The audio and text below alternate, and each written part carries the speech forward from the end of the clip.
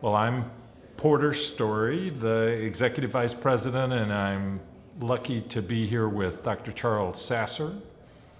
Charlie, as I remember, you were president in 1995 and 6. What do you remember about being president and the challenges that we faced? Well, Gerald Holman was president, and Marion Pomomo had been nominated to follow him as president. And about 6 months before she was to assume that responsibility, she sent word that her health was not good and she did not feel like she could do that. And so Laurel Herbst had sort of been touted to be the next person up and said, I cannot do this next year. And so Jack Starr, right, said, I nominate Charles Sasser. And I said, I can't do this. I don't do well in public. I get paranoid real easy, especially when I'm tired. I'm not a good leader. I don't want to do that. So I went to bed and tossed and turned and wrestled with the angel all night long, and woke up the next morning and said, okay. But I had a lot of help from my colleagues. Back then, of course, you had to communicate by telephone. And so that's what we did. We had telephone, and I had some fairly dramatic issues during my year. And they had to do with the decision to form the American Board of Hospice and Palliative Medicine, which wrote the exam.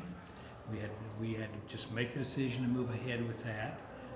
And there were some challenges in that.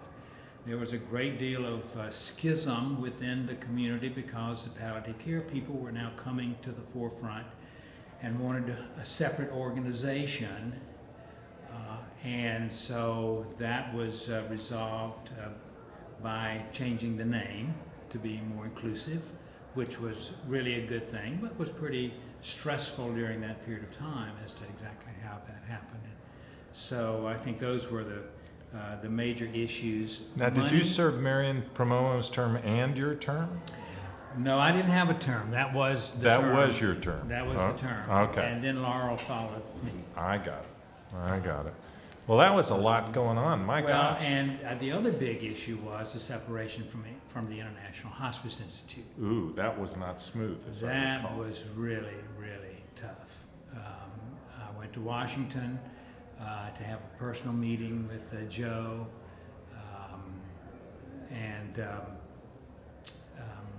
she at first agreed that she needed to give the Academy control of the planning for the sessions, for the lectures, the content, the program.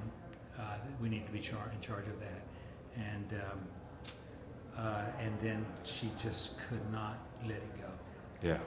And so, boy, I think she really thought that we wouldn't separate, and I had to go and tell her. And that was in Vancouver, and that was sort of the day of. And then we didn't really have much time. I mean, it was the last day of the meeting, and so here comes somebody putting sheets of paper in the chairs to say, next year, the Academy of Hospice and Palliative Medicine will meet in such and such a place. And it wasn't the International Hospice Institute anymore. Ooh. And so that was very painful. She was such an inspiration to everybody, and so it was heartbreaking to do that. In retrospect, it was absolutely the right thing to do. Absolutely. So those are my memories. Money was always an issue. You remember, back then we paid our way, whatever we did. Yeah. And it was really tough. Dale Smith was president. Dale Smith was, and Angela Sear was the executive director, and she kept all the records in a closet in her house.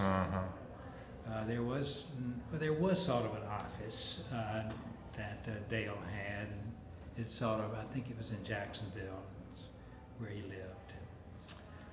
So there were some classy things that happened, and there were some really good things that happened. But I remember the struggle. Yeah. I remember very much the struggle, and just the sense of poverty. Nobody knew what hospice was, and we hardly knew ourselves, and we're still learning as we went. The educational issue was just amazing. I remember the first time I met Robert Twycross and Sylvia Lack, and this was in '81. And so, in fact, Kathy Foley came up, and he had a week-long conference at Yale. And Kathy Foley drove up to give one of the lectures. The first time I heard her, and she just blew me away. She's so bright. But in any case, so here they were having all these discussions, and somebody would say, you can't do that. This is the way you should do such and such. And Robert Twycross would turn to Sylvia and say, Sylvia, write that down. And she did, and they published a book. And back in 1983, it cost $50. That was I bought it, and it was all anecdote. We didn't know anything back then. Right. I mean, I ordered morphine by the 5 milligrams per teaspoon. Oh, yeah. By a gallon jug. Yeah, all of our patients had blue-green mouths. Yeah. I remember looking at a lot of blue-green mouths. Yeah. So it was an amazing time, and we've come an amazing distance. In some ways, it's been a long haul, but in other ways, it's moved very rapidly. And we wanted to be mainstream medicine, and we've arrived. And so now we have to make sure that we don't lose the vision. Yeah. But I think that the good news is that no one will ever pay a hospice doc what they currently pay hospitalists. And so you will all still have to take somewhat of a vow of poverty and so I think that most people are still going to go into palliative care for the right reasons, because they're called to do it. Well, you're one of the few people that sees that as a asset to our field, but that's right. Well, as you look ahead, what do you see as the challenges for the Academy and the opportunities that we have before us? The opportunity is huge, but it seems like the horizon just keeps moving out a little bit ahead of us. We don't quite get to that place where we're both fully appreciated and allowed to really move into that place where you can see healthcare so desperately needing what we do.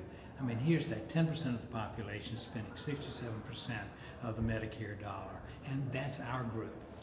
And we have what people need, that they will make the right choices if they understand clearly what the options are. And those choices will save money. They just will be the ones that tend to be cost effective. So it's there, but it doesn't quite, we don't quite get there, or it doesn't quite come to us at this point. When it does, our crisis is going to be a problem with filling the slots. Yeah, with the workforce. Right yeah. A workforce crisis is going to be upon us before we wouldn't have any good opportunity. Unfortunately, what is happening is all these pressures now to move patients out of hospitals, but there's no safety net, and primary care is in a shambles at this point. And so we are filling that place of continuity of care, coordination of care. That's what palliative care knows how to do. That's what we do well. And what amazes me is that when you sit down with people as a team and give them your undivided attention for a relatively short period of time, an hour or so, you quickly gain their trust. Yeah. And then they are able to make life and death decisions. and it takes your breath away. It's an awesome experience and a real honor to be suddenly in very intimate relationships with people. It's almost addictive. Yeah,